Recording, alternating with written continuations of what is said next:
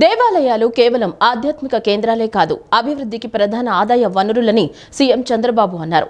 ఏపీలోని దేవాలయాల్లో మౌలిక వసతులు పెంచామని, 7 నెలల్లోనే దేవాలయాలకు 134 కోట్లు ఖర్చు చేశామని వెల్లడించారు. మన సంస్కృతి వారసత్వ పరిరక్షణలో దేవాలయాలది ప్రధాన పాత్ర అని కొనియాడారు. దేవాలయాలు కేవలం ఆధ్యాత్మిక కేంద్రాలే కాదు, అభివృద్ధికి ప్రధాన ఆదాయ వనరులని సీఎం చంద్రబాబు అన్నారు. దేశ అభివృద్ధిలో టెంపుల్ టూరిజం ప్రత్యేక పాత్ర పోషిస్తోందని తెలిపారు. తిరుపతిలో international temples convention and expo కార్యక్రమం జరగగా ఈ కార్యక్రమానికి 3 రాష్ట్రాల ముఖ్యమంత్రులు హాజరయ్యారు. 3 రోజుల పాటు జరిగే ఈ ఎక్స్పో ప్రారంభోత్సవంలో CM Chandrababu, Maharashtra CM Devendra Fadnavis, Goa CM Pramod Sawant పాల్గొన్నారు. ఈ సందర్భంగా చంద్రబాబు మాట్లాడుతూ ఈ ఎక్స్పోలో పాల్గొనడం చాలా సంతోషంగా ఉందని తెలిపారు. P4 విధానంలో దేశంలో మౌలిక వసతులు మరింత పెరగాలని సీఎం చంద్రబాబు అన్నారు.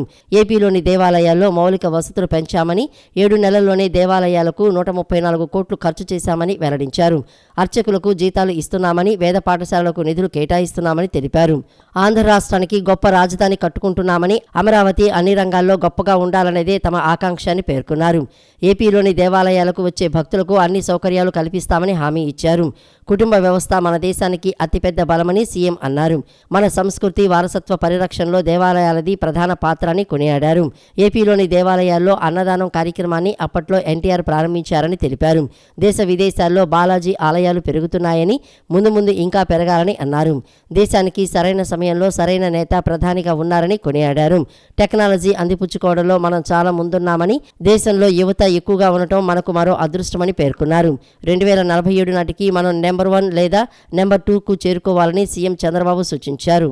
Under the same time, we have to do our duty. That is what God has destined to do. ITCX 2025 emphasizes AI integration, fintech solutions, ethical donation, and also utilization, sustainability, security, crowd control, financial transparency. All devotees are paying money for a particular cause. That money has to be spent as per the aspirations of the devotees. There is no doubt about it. Any government has to abide and do the justice, only fulfilling the aspirations of the devotees. You are all aware, from Andhra Pradesh, I am very happy. All temples heads are here, administrators are here, more than 25 temples, they are all here. One unique factor I wanted to place before you, in India our families are very, very strong and also great, ethically, and also if you see value based, and also family is giving bond and also security for everything. That is the biggest gift for Indians. No other country is having this type of bond. That is the beauty of India. All these things are inherited with our culture, with our legacy. That is the beauty of Indian temples and our religion. I really appreciate all of you, all of us to protect this. కూటమి ప్రభుత్వ పాలనలో అనకాపల్లి జిల్లాలోని ఉపమాక వెంకన్న ఆలయానికి పూర్వ వైభవం రాబోతుందని హోంమంత్రి వంగలపూడి అనిత పేర్కొన్నారు. ఆగమ శాస్త్రాల ప్రకారం శ్రీవారి ఆలయ ఉపరితలంపై విమానాలు ప్రయాణించకూడదని, దీనిపై విచారణ చేపట్టి తగు చర్యలు తీసుకుంటామని అనిత వెల్లడించారు. తిరుమల శ్రీవారిని హోంమంత్రి అనిత దర్శించుకున్నారు. ముందుగా ఆలయ సిబ్బంది ఆమెకు స్వాగతం పలికి దర్శన ఏర్పాట్లు చేశారు. అనంతరం వేద పండితులు ఆశీర్వదించి స్వామివారి చిత్రపటం, తీర్థప్రసాదాలు అందజేశారు. ఈ క్రమంలోనే అనిత టీటీడీ చైర్మన్ బీఆర్ నాయుడిని మర్యాదపూర్వకంగా కలిశారు. అనకాపల్లి జిల్లా ఉపమాకలో ఉన్న టీటీడీ అనుబంధ ఉపమాక వెంకన్న దేవాలయ అభివృద్ధికి సహకరించాలని వినతిపత్రం అందించారు. అనంతరం అనిత మీడియాతో మాట్లాడారు. కూటమి ప్రభుత్వ పాలనలో అనకాపల్లి జిల్లాలోని ఉపమాక వెంకన్న ఆలయానికి పూర్వ వైభవం రాబోతోందని తెలిపారు. నిత్య ఉత్తర ద్వార దర్శనం కూడా ఉపమాకల్లో జరుగుతుందని చెప్పారు. దేవాలయ అభివృద్ధి గురించి టీటీడీ చైర్మన్కు వివరించినట్లు చెప్పారు. ఆయన దీనిపై సానుకూలంగా స్పందించారని వివరించారు. ఈ క్రమంలోనే శ్రీవారి ఆలయ ఉపరితలంపై విమాన రాకపోకలపై ఆమె స్పందించారు.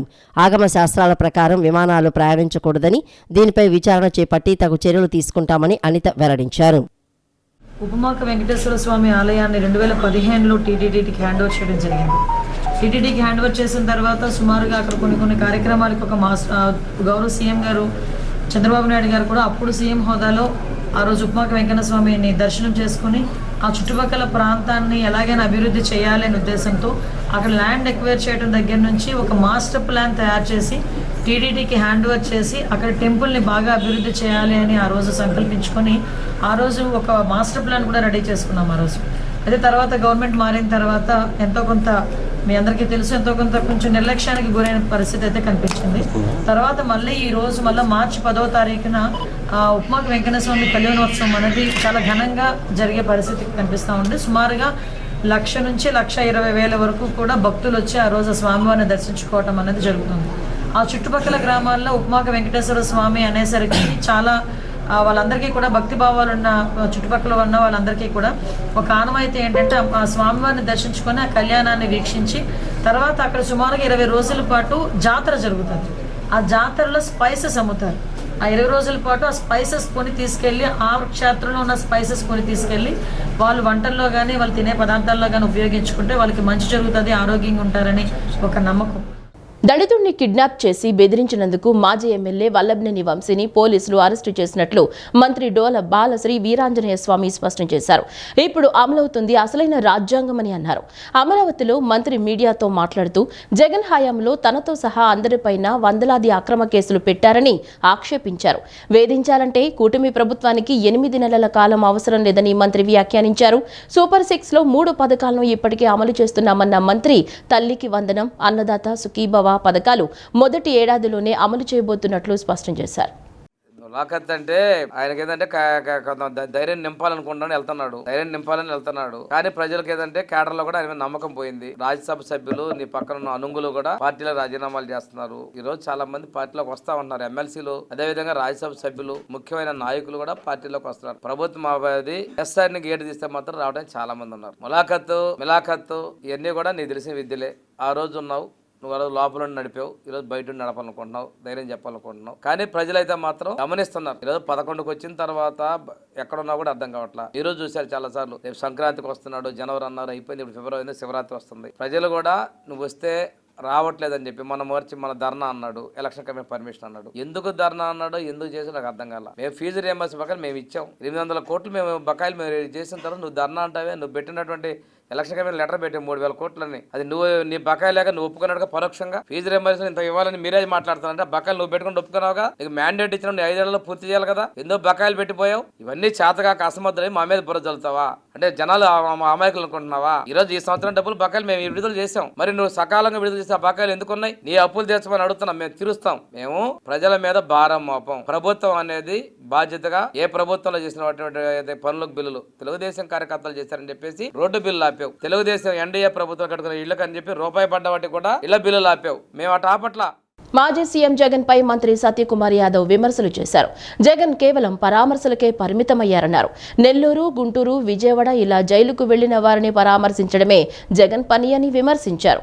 అభివృద్ధి ఎలా జరుగుతుందో వచ్చి చూస్తే తెలుస్తుందన్నారు. తనకు 10 మంది పిఏలు ఉన్నారని, తన అనుచరులు దందాలు చేస్తున్నారని ప్రచారం చేస్తున్నారని ఫైర్ అయ్యారు.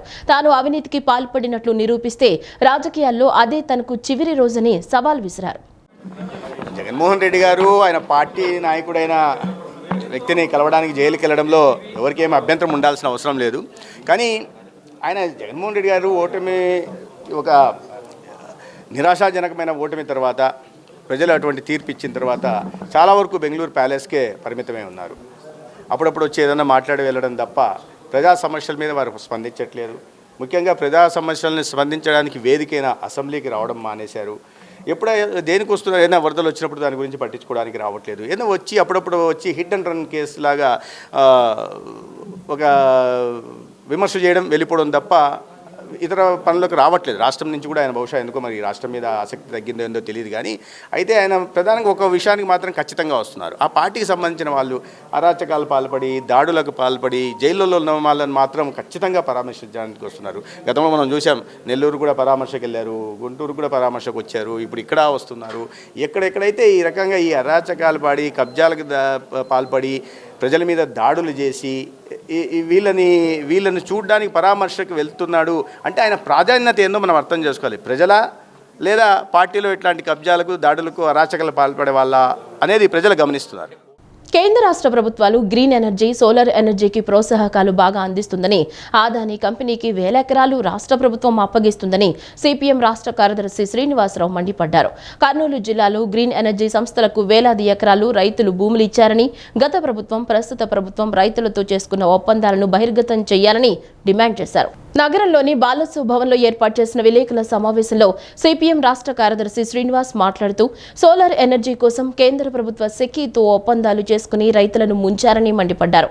పెంటగాన్ సైనర్జీ సొల్యూషన్స్ ప్రైవేట్ లిమిటెడ్ కంపెనీతో సౌర విద్యుత్ ప్రాజెక్టు కోసం కర్నూలు జిల్లా రైతులతో ఒప్పందం చేసుకుందని, రాజ్యాంగబద్ధంగా ఈ ఒప్పందాలు చెల్లవని పేర్కొన్నారు. గవర్నమెంట్ వీళ్ళ దగ్గర నుంచి కొనే రేటు ప్రకారం 23 లక్షల నుంచి 25 లక్షల దాకా తిరిగి వచ్చేస్తుంది సంవత్సరానికి. ఈ 5 సంవత్సరాల్లో మొత్తం వాళ్ళు పెట్టిన పెట్టుబడి వచ్చేస్తుంది. ఎంత దారుణమైనటువంటి దోపిడీ చూడండి. అంటే వీళ్ళు అగ్రిమెంట్ చేసుకునేది రైతులతో 30 సంవత్సరాలకి, 25 నుంచి 30 సంవత్సరాలకి. అంటే మొదట 5 సంవత్సరాలు పోతే మిగతా తర్వాత అన్ని సంవత్సరాల్లో కూడా పవర్ ఫ్రీగా తయారైపోద్ది, ఖర్చు లేకుండా తయారైపోద్ది. కేవలం ఆ మెయింటెనెన్స్, ఆ 10-15 లక్షల మెయింటెనెన్స్ తప్ప దాదాపు జీరో ఖర్చుకి వచ్చేస్తుంది. కానీ మన దగ్గర మాత్రం వినియోగదారుల దగ్గర ₹2.49 25 ఏళ్ల పాటు వసూలు చేస్తారు. ఇది నిలువ దోపిడీ అంటారా, ఏమంటారు దీన్ని? ఈ సెకీ ఒప్పందాలు రద్దు చేయాలి. అదానితో జరిగింది ఈ తప్పుడు ఒప్పందాలు, అవినీతికరమైన ఒప్పందాలు. ఏమాత్రం రాష్ట్ర ప్రజల మీద, అభివృద్ధి మీద మీకు శ్రద్ధ, నిజాయితీ, చిత్తశుద్ధి ఉంటే ఈ ఒప్పందాలను వెంటనే రద్దు చేయాలని మేము డిమాండ్ చేస్తున్నాం. ప్రజాస్వామ్య స్ఫూర్తితో ఉమ్మడి కృష్ణా, గుంటూరు జిల్లాల శాసనమండలి పట్టభద్రుల నియోజకవర్గం ఎన్నికలను నిష్పక్షపాతంగా స్వేచ్ఛాయుత వాతావరణంలో నిర్వహించేందుకు సహకరించాలని జిల్లా కలెక్టర్ డాక్టర్ జి. లక్ష్మీసా రాజకీయ పార్టీల ప్రతినిధులను కోరారు. ఎన్టీఆర్ జిల్లాలో 78,063 మంది పట్టభద్రులు ఓటర్లు ఉన్నారని, వీరిలో పురుషులు 45,425 మంది కాగా మహిళలు 32,625 మంది, టీజీ ఓటర్లు 13 మంది ఉన్నట్లు వివరించారు. అభ్యర్థులు అనుమతుల మేరకు ఎన్నికల ప్రచారం చేసుకోవచ్చని కలెక్టర్ సూచించారు. ప్రజాస్వామ్య స్ఫూర్తితో ఉమ్మడి కృష్ణా, గుంటూరు జిల్లాల శాసనమండలి పట్టభద్రుల నియోజకవర్గ ఎన్నికలను నిష్పక్షపాతంగా స్వేచ్ఛాయుత వాతావరణంలో నిర్వహించేందుకు సహకరించాలని జిల్లా కలెక్టర్ డాక్టర్ జి. లక్ష్మీసా రాజకీయ పార్టీల ప్రతినిధులను కోరారు. కలెక్టరేట్లో కలెక్టర్ లక్ష్మీసా ఎమ్మెల్సీ ఎన్నికలపై వివిధ రాజకీయ పార్టీల ప్రతినిధులతో సమావేశం నిర్వహించారు. జిల్లా పరిధిలో ఓటర్లు, పోలింగ్ స్టేషన్ లొకేషన్లు, ఆక్సిలరీ పోలింగ్ స్టేషన్లు తదితరాలను రాజకీయ పార్టీల ప్రతినిధులకు వివరించారు. ఈ సందర్భంగా కలెక్టర్ మాట్లాడుతూ ఎన్టీఆర్ జిల్లాలో 78,063 మంది పట్టభద్రుల ఓటర్లు ఉన్నారని, వీరిలో పురుషులు 45,425 మంది కాగా మహిళలు 32,625 మంది, టీజీ ఓటర్లు 13 ఉన్నట్లు వివరించారు. 11 అనుబంధ పోలింగ్ స్టేషన్లతో సహా మొత్తం 112 పోలింగ్ స్టేషన్లు ఉన్నట్లు తెలియజేశారు. ఈ నెల 27న ఉదయం 8 గంటల నుంచి సాయంత్రం 4 గంటల వరకు పోలింగ్ జరుగుతుందని వివరించారు. మార్చి 3న ఓట్ల లెక్కింపు ఉంటుందని, మార్చి 8వ తేదీన ఎన్నికల ప్రక్రియ ముగుస్తుందని అన్నారు. అప్పటి వరకు ఎన్నికల ప్రవర్తన నియమావళి అమల్లో ఉంటుందని, జిల్లా వ్యాప్తంగా ఎంసీసీని పటిష్టంగా అమలు చేస్తున్నామని అన్నారు. శాసనమండలి పట్టభద్రుల నియోజకవర్గం ఎన్నికలను అత్యంత పారదర్శకంగా, జవాబుదారీతనంతో నిర్వహించే క్రమంలో కలెక్టరేట్లో 0866257582 నెంబర్తో కమాండ్ కంట్రోల్ రూమ్ పనిచేస్తుందని, ఉల్లంఘనలపై ఈ నెంబర్కు ఫిర్యాదు చేయవచ్చని సూచించారు. అభ్యర్థులు అనుమతుల మేరకు ఎన్నికల ప్రచారం చేసుకోవచ్చని కలెక్టర్ పేర్కొన్నారు. ఓటర్లకు ఓటర్ స్లిప్లు పంపిణీ చేయడం జరుగుతోందని తెలిపారు. ఉమ్మడి కృష్ణా, గుంటూరు జిల్లాల పట్టభద్రుల ఎమ్మెల్సీ ఎన్నికల్లో కూటమి అభ్యర్థిగా పోటీ చేస్తున్న ఆలపాటి రాజేంద్ర ప్రసాద్ విజయానికి ప్రతి ఒక్కరూ కృషి చేయాలని ఏపీ ప్రభుత్వ విప్ గన్నవరం నియోజకవర్గ శాసనసభ్యులు యార్లగడ్డ వెంకట్రావు పిలుపునిచ్చారు. పెద్దల సభలకు ఆలపాటి రాజేంద్ర ప్రసాద్ గౌరవాన్ని తీసుకొస్తారన్నారు. బ్యాలెట్ పేపర్లో 1వ నెంబర్ వేసి అఖండ విజయాన్ని చేకూర్చాలని కోరారు. ఉమ్మడి కృష్ణా, గుంటూరు జిల్లాల పట్టభద్రుల ఎమ్మెల్సీ ఎన్నికల్లో కూటమి అభ్యర్థిగా పోటీ చేస్తున్న ఆలపాటి రాజేంద్ర ప్రసాద్ విజయానికి ప్రతి ఒక్కరూ కృషి చేయాలని ఏపీ ప్రభుత్వ విప్ గన్నవరం నియోజకవర్గ శాసనసభ్యులు యార్లగడ్డ వెంకట్రావు పిలుపునిచ్చారు. విజయవాడ రూరల్ నిడమానూరు నారాయణ కళాశాలలో ఎన్డీఏ కూటమి ఎమ్మెల్సీ అభ్యర్థి ఆలపాటి రాజేంద్ర ప్రసాద్ ఆత్మీయ సమావేశం నిర్వహించారు. ఈ సమావేశంలో ఎమ్మెల్యే యార్లగడ్డ మాట్లాడుతూ శాసనమండలిలో సీనియర్ నాయకుడు రాజేంద్ర ప్రసాద్ సేవలు అవసరమని అన్నారు. కూటమి ప్రభుత్వంలో వాట్సాప్ కాల్స్ మాట్లాడే స్థితి నుండి మామూలు కాల్స్ మాట్లాడే స్థితికి ప్రజలు వచ్చారని అన్నారు. పెద్దల సభలకు ఆలపాటి రాజేంద్ర ప్రసాద్ గౌరవాన్ని తీసుకువస్తారని అన్నారు. బ్యాలెట్ పేపర్లో 1వ నెంబర్కు ఓటు వేసి అఖండ విజయాన్ని చేకూర్చాలని కోరారు. గన్నవరం నియోజకవర్గంలో 14,500 మంది గ్రాడ్యుయేట్ ఓటర్లు ఉన్నారని, నియోజకవర్గం నుండి భారీ మెజారిటీని కల్పించాలని పిలుపునిచ్చారు. గన్నవరం అభివృద్ధి కోసం కట్టుబడి పనిచేస్తున్నానని చెప్పడం, తాను చేసే అభివృద్ధికి ప్రతి ఒక్కరూ సహకరించాలని కోరారు. నిర్లక్ష్యం వహించకుండా ప్రతి ఒక్కరి ఓటు హక్కును వినియోగించుకోవాలని కోరారు. గత ఎన్నికలప్పుడు ఇప్పుడు సజ్జల రామకృష్ణారెడ్డి గారు చెప్పినట్టు నాకు గుర్తు, ఈ చదువుకున్న లోట్లన్నీ మనే కాదు, ఈ తెలుగుదేశం పార్టీకి సంబంధించింది. అదే విధంగా గత ప్రభుత్వం ఏం చేసిందని రాజకీయ విమర్శలు కాకుండా శాసన మండలిలో తెలుగుదేశం పార్టీకి బలం తక్కువగా ఉంటాం, శాసన మండలిలో పెద్దల సభగా పిలువబడే సభలో పెద్దలుగా కాకుండా దుర్మార్గంగా వ్యవహరించిన పరిస్థితులు ఈ రాష్ట్ర ప్రజలందరూ చూసిన పరిస్థితి. పెద్దల సభకు మళ్ళీ వన్ని తేవాలన్నా, గౌరవం తేవాలన్నా పెద్దలు మాజీ మంత్రులు ఆలపాటి రాజేంద్ర ప్రసాద్ గారిని కూటమి అభ్యర్థిని గెలిపించాల్సిన అవసరం ఉంది. అలాగే ఆయన ఎన్నిక లాంఛనమే నేను మనస్ఫూర్తిగా నమ్ముతున్నా. ఎంత మెజారిటీతో గెలుస్తారనేదే సమస్య తప్ప ఆలపాటి రాజేంద్ర ప్రసాద్ గారు అభ్యర్థిగా ప్రకటించిన తర్వాత ప్రధాన ప్రతిపక్ష పార్టీ పోటీ చేయకుండా ఎన్నిక దూరంగా ఉన్న పరిస్థితి. కానీ ఏ ఎన్నికైనా ప్రతిష్టాత్మకంగా తీసుకోవాలి కాబట్టి ఇంత 33 కాన్స్టిట్యున్సీలు ఉన్న ఎన్నికైనా ఆలపాటి రాజేంద్ర ప్రసాద్ గారు గన్నవరం ఇప్పుడు రావడం ఇది 5వ ప్రచారం కోసం నేరుగా ఓటర్ను కలిసి ఓటుడదాం ఉద్దేశంతో రావడం జరుగుతుంది. అనంతరం ఆలపాటి రాజేంద్ర ప్రసాద్ మాట్లాడుతూ తన గెలుపు కూటమి గెలుపు అని అన్నారు. మంచి ప్రభుత్వానికి మరోసారి ఓటర్లు మద్దతు తెలపాలని కోరారు. సోదరి మనందరినీ కూడా ఎవరైతే ఉపాధ్యాయుని వృత్తిలో కొనసాగుతున్నారో వారికి ఒక గురుతర బాధ్యత ఉంది కాబట్టి వారు సమాజాన్ని తయారు చేసి ఒక కార్ఖానాగా వారు ఉన్నారు కాబట్టి వారికి మరింత బాధ్యత ఉంది అని చెప్పే దాంట్లో మరి పెద్దలు వెంకట్రావు గారు, ఇంకా అనేక మంది పెద్దలు బేగ్ గారు, వీళ్ళందరూ కూడా నాని గారు, నర్సయ్య గారు, ఫణి గారు, వీళ్ళందరి యొక్క నేతృత్వంలో, హరి గారు, వీళ్ళందరి యొక్క నేతృత్వంలో ఈ కార్యక్రమంలో పాల్గొనడం జరిగింది. వీరందరికీ కూడా నా హృదయపూర్వకమైన ధన్యవాదాలు. వీరు ఇచ్చే మర్యాద, చూపించే ఆత్మీయత, అభిమానం మరి నాకు మరింత బాధ్యత పెరిగింది అని చెప్పి ఆ బాధ్యతని గుర్తెరిగి ఈ యొక్క పట్టభద్రుల కోసం భవిష్యత్తులో తప్పకుండా వీరి యొక్క సమస్యల పట్ల, వీరి యొక్క ఆలోచనలకు అనుగుణంగా పనిచేస్తానని చెప్పి ఈ సందర్భంగా గుర్తు చేస్తూ, మనవి చేసుకుంటూ, విజ్ఞప్తి చేసుకుంటూ సెలవు. విజయవాడ ప్రభుత్వ ఆసుపత్రిలో తీవ్ర అనారోగ్యంతో కందులపాడికి చెందిన సునీత అనే మహిళ మృతి చెందింది. వైద్యులు మత్తు ఇవ్వడం ద్వారానే మృతి చెందిందని తల్లిదండ్రులు ఆరోపిస్తుంటే సకాలంలో వైద్యం అందించామని ఆసుపత్రి సూపరింటెండెంట్ వెంకటేశ్వరరావు తెలిపారు. ఎన్టీఆర్ జిల్లా జి కొండూరు మండలం కందులపాడు గ్రామానికి చెందిన సునీత అనే మహిళ తీవ్ర అనారోగ్యంతో నిన్న ఉదయం 11 గంటల సమయంలో విజయవాడ ప్రభుత్వాసుపత్రిలో చేరారు. వైద్యం అందుతున్న సమయంలోనే మహిళ మృతి చెందింది. వైద్యులు ఇచ్చిన మత్తు ఇంజెక్షన్ కారణంగా సునీత చనిపోయిందని ఆమె తల్లిదండ్రులు, బంధువులు ఆరోపిస్తున్నారు. సునీత వ్యవహారంపై సూపరింటెండెంట్ వెంకటేశ్వరరావు వివరణ ఇస్తూ సునీత అనే మహిళను తీవ్ర అనారోగ్యం, శ్వాసకోశ సమస్యలతో ఆసుపత్రికి తీసుకువచ్చారని, వైద్యులు సకాలంలో వైద్యం అందించారని తెలిపారు. వైద్యం విషయంలో ఏమాత్రం అలసత్వం ప్రదర్శించలేదని, ఆమెకు నాణ్యమైన వైద్యం అందించామని తెలిపారు.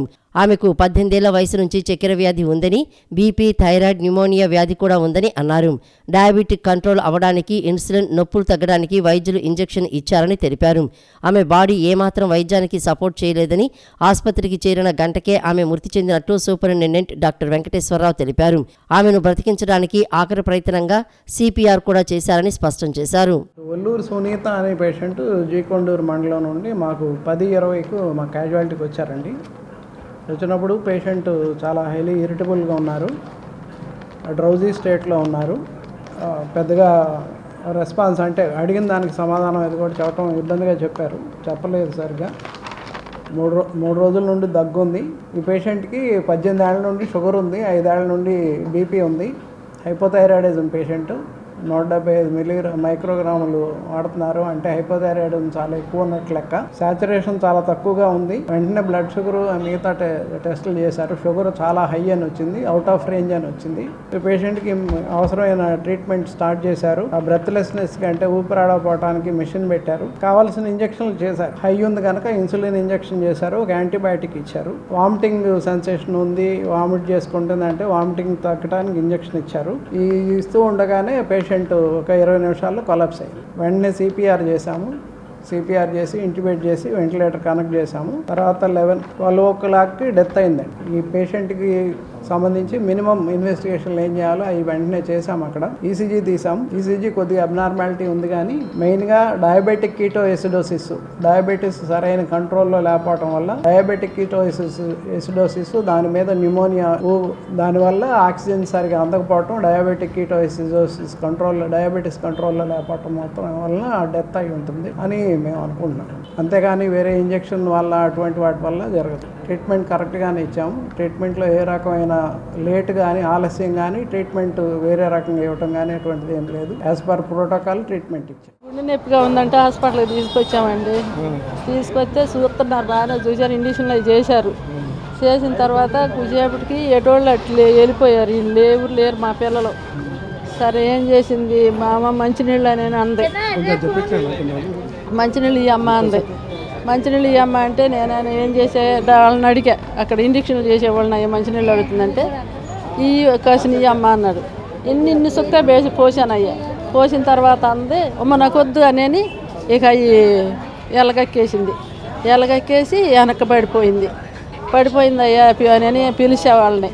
పిలిస్తే వచ్చి చూశారు, బాగానే గుండె నొక్కారు. కాసేపు మాట రాల, కోమల ఉంది, మాట రాల. తర్వాత గుండె నొక్కి ఇంజక్షన్లు అవన్నీ చేసిన తర్వాత బాగానే ఉంది. బాగానే తర్వాత ఏం చేశారంటే ఈ బాగుండదాన్ని ఈ కాళ్ళు చేతులు ఆడెత్తుందని మా పిల్లలు పట్టుకున్నారు. అటొకళ్ళు ఇటొకళ్ళు పట్టుకున్నారు, కాళ్ళకల్లి ఒకళ్ళు పట్టుకున్న తర్వాత గబగబా వచ్చి 2 ఇంజక్షన్లు చేశారు. ఎందుకయ్యా ఇంజక్షన్లు చేస్తున్నారని మా పిల్లలు అడిగితే మొత్తం ఇంజక్షన్లు చేస్తున్నాము, కాళ్ళు చేతులు ఆడెత్తుందని అని అన్నారు. ఇక చేయటమే. ఆ ఇంజక్షన్ ఒక ఇంజక్షన్ చేశారండి, 2వ ఇంజక్షన్ చేశారు. తీసిన ఎమ్మటే వెళ్ళిపోయింది. ఇక ప్రాణం పోయింది. వాళ్ళు కనపడలా, ఇక చేసిన వాళ్ళు ఇద్దరు కనపడలా. అదండి జరిగింది.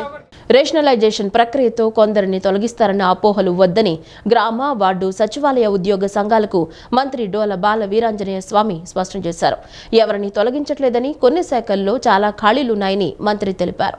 హేతుబద్ధీకరణపై గ్రామ, వార్డు, సచివాలయ ఉద్యోగ సంఘాలతో మంత్రి డోల బాల వీరాంజనేయ స్వామి చర్చలు జరిపారు. వెలగపూడి సచివాలయంలో జరిగిన సమావేశంలో గ్రామ, వార్డు, సచివాలయ ఉద్యోగులు, ఉద్యోగ సంఘాల ప్రతినిధులు పాల్గొన్నారు. ఈ సందర్భంగా మాట్లాడిన మంత్రి రేషనలైజేషన్ ప్రక్రియతో కొందరిని తొలగిస్తారన్న అపోహలు వద్దని స్పష్టం చేశారు. ఎవరిని తొలగించట్లేదన్న మంత్రి వివిధ శాఖల్లో చాలా ఖాళీలు ఉన్నాయని తెలిపారు.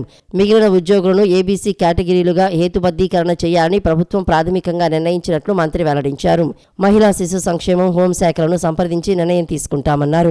పదోన్నతుల గురించి ఉద్యోగ సంఘాల నేతలు అడగటంతో డిపార్ట్మెంట్ టెస్టు పాస్ కాకుండా ప్రమోషన్స్ ఎలా వస్తాయని మంత్రి ఈ సందర్భంగా వారిని ప్రశ్నించారు. ఈ సందర్భంగా మంత్రి ఉద్యోగుల నుంచి వినతి పత్రాలు స్వీకరించారు. పదోన్నతులు, పీఆర్సీకి సంబంధించి ఎక్కువగా వినతులు వచ్చాయని మంత్రి తెలిపారు.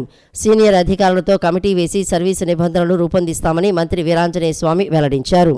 ఉద్యోగస్తులతో కూడా వాళ్ళ అభిప్రాయాలు తీసుకునే ఉద్దేశంతో యూనియన్స్ అందరినీ కూడా పిలవడం జరిగింది. మొదట్లో ఒక 17 యూనియన్స్ మన దగ్గర అవకాశం ఉన్నాయంటే పిలవడం జరిగింది. లేదంటే అందరినీ పిలవమంటే దాదాపుగా 30-35 మంది యూనియన్స్ కూడా ఈరోజు రావడం జరిగింది. శాఖాపరంగా వాళ్ళందరితో కూడా వాళ్ళ అభిప్రాయాలు తీసుకోవడం జరిగింది. ఎక్కువ మంది వాళ్ళ లైన్ డిపార్ట్మెంట్ కి అటాచ్ చేయమని, రెండోది ప్రమోషన్స్ కల్పించమని చెప్పడం జరిగింది. కొంతమంది పిఆర్సీలో వాళ్ళని జూనియర్ అసిస్టెంట్ కన్నా కూడా కాస్త తక్కువగా పెట్టారు. గౌరవంగా, ఎందుకంటే మా ఎడ్యుకేషన్ క్వాలిఫికేషన్స్ ఎక్కువ ఉన్నాయి, మమ్మల్ని కూడా గౌరవించగా ఆ విధంగా పెట్టమని కొంతమంది చెప్పడం జరిగింది. కొంతమంది డిపార్ట్మెంట్స్ నుంచి చేంజెస్ కూడా అడిగారు. ఆ రోజు మేము ఒక డిపార్ట్మెంట్ లో చేరామండి, ఈ రోజు మాకు వేరే డిపార్ట్మెంట్స్ కూడా అవకాశాలు కల్పించమని అన్నారు. వీటన్నిటి పరిగణలో తీసుకొని మనం వీలైనంత వరకు ఒక సాధ్యాల ప్రకారం న్యాయం చేసుకునే విధంగా ముందుకెళ్తాం. రెండోది, ముఖ్యమంత్రి గారు ఏదైతే వీళ్ళందరి ద్వారా టెక్నాలజీ సర్వీసెస్ ని, రియల్ టైం గవర్నెన్స్ ని లబ్ధిదారులకి నేరుగా సర్వీసెస్ అందే విధంగా ముందుకెళ్తా ఉన్నారు. వాటి కోసం త్వరగానే వీలైన తొందరలో వీటిని అమలు పరిచే విధంగా మేము అడుగులేస్తా ఉన్నాం. దానిలో మొదటి భాగంగా యూనియన్స్ తో మాట్లాడాం. ఒక సీనియర్ ఆఫీసర్లు కూడా కూర్చొని సర్వీస్ రూల్స్ కూడా ఏదైతే స్టాండర్డ్ ఉన్నటువంటి సర్వీస్ రూల్స్ ఉన్నాయో వాటికి ప్రకారం వీళ్ళ రిక్వైర్మెంట్ ప్రకారం కూడా ముందుకెళ్లే విధంగా ముందుకెళ్తాం. అనేక కేసుల్లో ముద్దాయి అసాంఘిక శక్తిగా పేరుగాంచి దళితులను ఊచకొత కోసి మహిళల వ్యక్తిత్వ హననం చేసిన వంశీని జైల్లో పరామర్శకు జగన్ వెళ్లటం అభ్యంతరకరం, విడ్డూరమని టీడీపీ పొలిట్ బ్యూరో సభ్యులు వర్లరామయ్య తెలిపారు. మంగళగిరిలోని తెలుగుదేశం పార్టీ కేంద్ర కార్యాలయంలో నిన్న ఏర్పాటు చేసిన విలేకరుల సమావేశంలో ఆయన మాట్లాడుతూ జగన్ 5 ఏళ్ల పాలన అరాచక, అప్రజాస్వామిక, దౌర్జన్యపూరిత, రాక్షస పాలన అని వ్యాఖ్యానించారు. ముద్దాయి వల్లభనేని వంశీని పరామర్శించడానికి జగన్ పడుతున్న తపన చూపిస్తున్న ప్రేమ వెనుక మతలబెంటో అర్థం కావటం లేదన్నారు. పట్టిసీమ గట్టు మట్టిని కొల్లగొట్టిన వంశీని పరామర్శించేందుకు వెళ్లడానికి ఎవరైనా ఆలోచించాలని ఎద్దేవా చేశారు. జగన్ పట్ల దళితులు ఆగ్రహవేశాలతో ఉన్నారనే విషయం జగన్ మర్చిపోరాదని, పులివెందులకు చెందిన నాగమ్మ అనే దళితురాలు అత్యాచారానికి గురైతే పరామర్శకు వెళ్లని జగన్ దుర్మార్గుడు, నికృష్టుడు వంశీని పరామర్శించడానికి వెళ్లడం ఆశ్చర్యంగా ఉందన్నారు. దళిత వర్గాల మీద దాడి చేసే వ్యక్తి, మహిళలంటే ఏమాత్రం గౌరవం లేని వ్యక్తి, అటువంటి వ్యక్తిని, అతని మీద చాలా కేసులు రిజిస్టర్ అయి ఉన్న నేపథ్యంలో ఒక ఎస్సీ కులానికి చెందిన వ్యక్తిని కిడ్నాప్ చేసి హింసించి అతను కోర్టులో అంతకుముందు ఇచ్చిన సాక్ష్యాన్ని, అంతకుముందు పోలీసులకు ఇచ్చిన సాక్ష్యాన్ని వక్రీకరించి కోర్టులో సాక్ష్యం ఇచ్చేటట్లుగా చేసి బలవంతం చేసిన ఒక దౌర్భాగ్యుణ్ణి, దుర్మార్గుణ్ణి పోలీసులు అరెస్టు చేస్తే ఆయన విజయవాడ డిస్ట్రిక్ట్ జైల్లో రిమాండ్ ఖైదీగా ఉంటే నవ్వుతున్నావు అప్పుడే. గౌరవ జగన్మోహన్ రెడ్డి గారు ఆ పార్టీ అధ్యక్షులు పరామర్శించడానికి వెళ్తున్నారట. జగన్మోహన్ రెడ్డి గారు గౌరవ వంశీ గారిని పరామర్శించడానికి వెళ్తున్నారట. ఎంత అనుబంధమయ్యా మీ ఇద్దరికి జగన్మోహన్ రెడ్డి గారు. నేను సార్ అనేవాడిని అయ్యలోకి వచ్చాను. ఎంత అనుబంధమయ్యా. ఒక ముద్దాయిని చూడటానికి మీరు చూపిస్తున్న తపన, మీరు చూపిస్తున్న ప్రేమ ఎందుకో రాష్ట్ర ప్రజలకు కూడా తెలియాలి. అందుకే వచ్చాను నేను. గన్నవరం టీడీపీ ఆఫీస్పై దాడి చేసిన నిందితులు పోలీసుల ఎదుట లొంగిపోయారు. 2023లో గన్నవరం టీడీపీ కార్యాలయంపై దాడి చేసిన ఘటనలో 88 మందిని నిందితులుగా పోలీసులు పేర్కొన్న విషయం విదితమే. తాజాగా జానీ, కలాం అనే ఇద్దరు నిందితులు లొంగిపోయారు. ఈ కేసులో A71గా ఉన్న వల్లభనేని వంశీ ఇటీవల అరెస్ట్ అయ్యారు.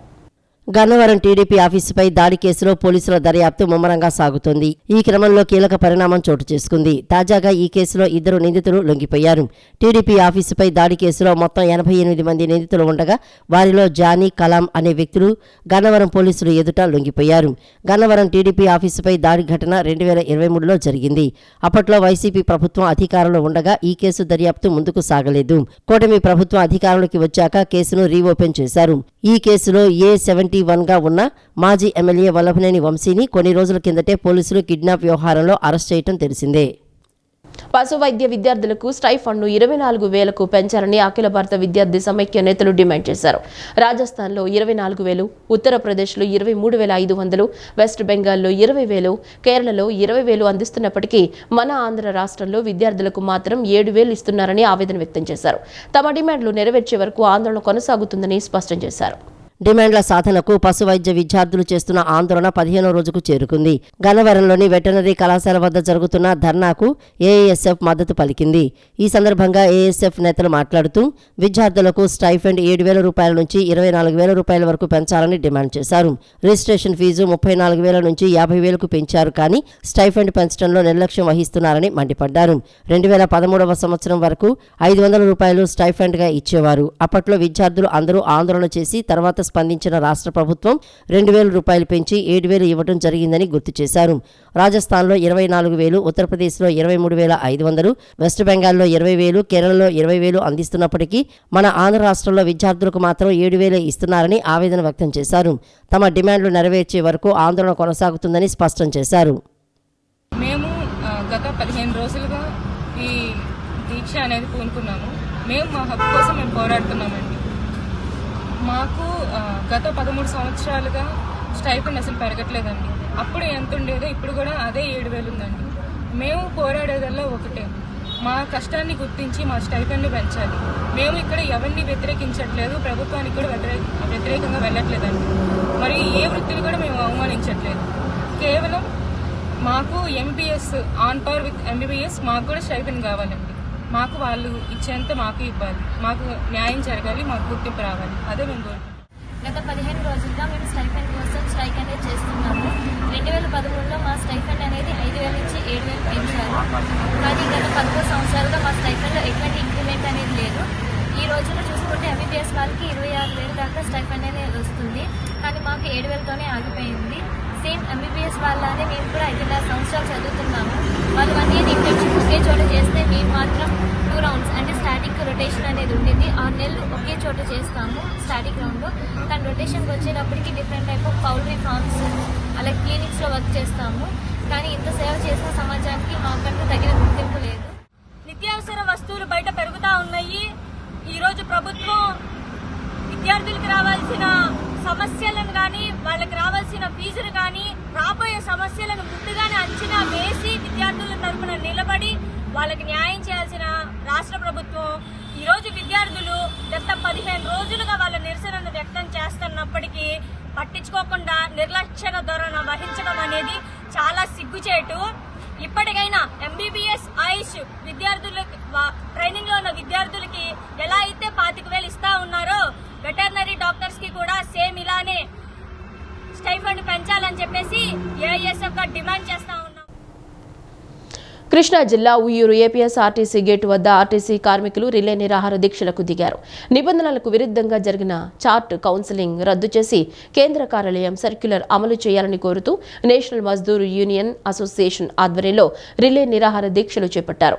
ఈ కార్యక్రమంలో నాయకులు రాజు మాట్లాడుతూ డిపో మేనేజర్ ప్రసాద్ నిబంధనలకు విరుద్ధంగా వ్యవహరిస్తూ పక్షపాత మొండి వైఖరి అవలంబిస్తున్నారని ఆరోపించారు. డిపో మేనేజర్ సమస్య పరిష్కరించే విధంగా చొరవ తీసుకోవటం లేదని, తమతో పాటు ఉన్న మరో 3 యూనియన్లకు మొగ్గు చూపి పక్షపాత ధోరణిలో ఆయన ప్రవర్తిస్తున్నారని ఆరోపించారు. మా యూనియన్లో ఉన్న సభ్యులు గతంలో ఛార్జ్ కౌన్సిలింగ్ రద్దు చేయాలని ప్రసాద్కి వినతి పత్రాలు అందించామని, వాటిని డిపో మేనేజర్ పరిగణలోకి తీసుకోలేదని ఆగ్రహం వ్యక్తం చేశారు. తమ డిమాండ్లు పరిష్కరించే వరకు రిలే నిరాహార దీక్షలు చేస్తామని తెలిపారు. ఇటు సంస్థ అటు వర్కర్స్ ఇద్దరూ కూడా బాగుండాలి అనేటటువంటి ఆశతో ఉండేటటువంటి నాయకత్వం రాష్ట్ర నాయకత్వం. అదే బాణీలో కింద వరకు ఉన్నటువంటి ప్రతి సభ్యులు కూడా అదే విధంగా ఉండడం వల్ల ఇది శాంతియుతంగా పరిష్కరించాలని, ఒకవేళ ఆ విధంగా పరిష్కరించకపోతే వచ్చేటటువంటి ప్రతి అశాంతికి మేనేజ్మెంటే కారణం అవుతుందని మీ ద్వారా మేనేజ్మెంట్కి తెలియపరచండి. ఎందుకంటే ఏ విషయాన్నైనా ఏ ప్రాబ్లం అయినా కూర్చొని మాట్లాడుకుంటే సెటిల్ కానీ ఏవి ఉండవు. అంత జటిలమైనటువంటి ప్రాబ్లమ్స్ ఏమి కాదు. కాబట్టి మీ ద్వారా వాళ్ళందరికీ తెలియపరచుకునేది ఏంటంటే ఇప్పటికైనా కూర్చొని మాట్లాడి ఒక వేలో సెటిల్ చేసుకుంటారనేటువంటి ఆశతో కోరుకుంటూ ఈ వార్తలు ఇంతటితో సమాప్తం. నమస్కారం.